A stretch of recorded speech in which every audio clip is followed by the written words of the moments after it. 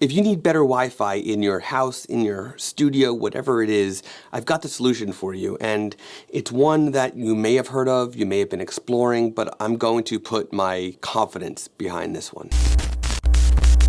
Hey, this is Scott Wenkifowitz, a storyteller with a camera, talking about all the things photographers like you and I are thinking about. And in this video, we're talking about Eeros. That's right, this is an Eero, E-E-R-O, and this is a mesh Wi-Fi network. If you are in a house that has poor internet in certain parts of your house, or if you're in a studio where the internet, the Wi-Fi, I mean not hardwired Ethernet, is poor in certain parts of the studio and you need to improve it, then you need to pick up a mesh network device. Now, there are a bunch of mesh network devices that are in different price levels. The least expensive of them is the Google Home Wi-Fi system, and it is the least expensive for a reason it offers the least amount of customizations and speed and things like that. Then there is the Eero, which there are multiple levels of the Eero, and Eero was acquired by Amazon, so now they're an Amazon brand. Eero is also a mesh network. There are multiple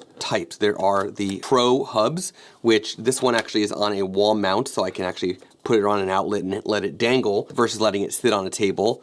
This is a satellite that just plugs into an outlet. And then there are now the Pro 6 versions, which actually are Wi-Fi 6 versions that all sit on top of a desk and have faster speeds. These are the previous generation of Wi-Fi, which have a cap of 300 megabytes a second. Wi-Fi 6 has a cap of 600 or so megabytes a second through Wi-Fi. In addition to Eero and Google Home's Wi-Fi, there is another one called Orbee that is the more expensive of them all and also requires a little bit more configuration because the interface isn't as user-friendly as the Eeros are. All three are good. All three would do a nice job to get you a good Wi-Fi signal where there's dead zones. But I've been using Eeros in my house, in my studio for a couple years now, and I'm now switching to the 6 versions of the Eeros so because I have a gigabit connection, I want faster Wi-Fi, so that's why I'm switching to the Eero 6s, take more advantage of the gigabit connection that I have. And by the way, if you have a NAS, you could actually use the Pro units instead of the little satellites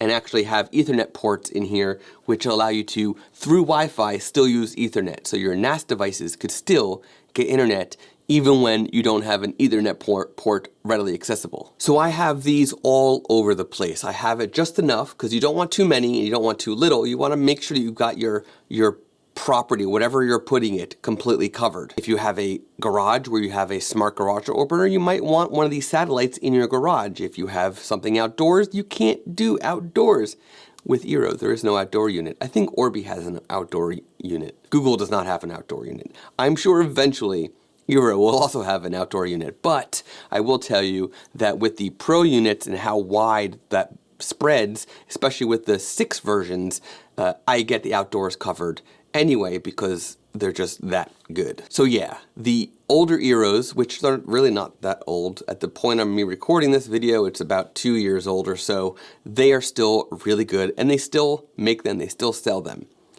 The Pro units are better because they give you the Ethernet ports and they give you extra radio signals to extend the range of everything.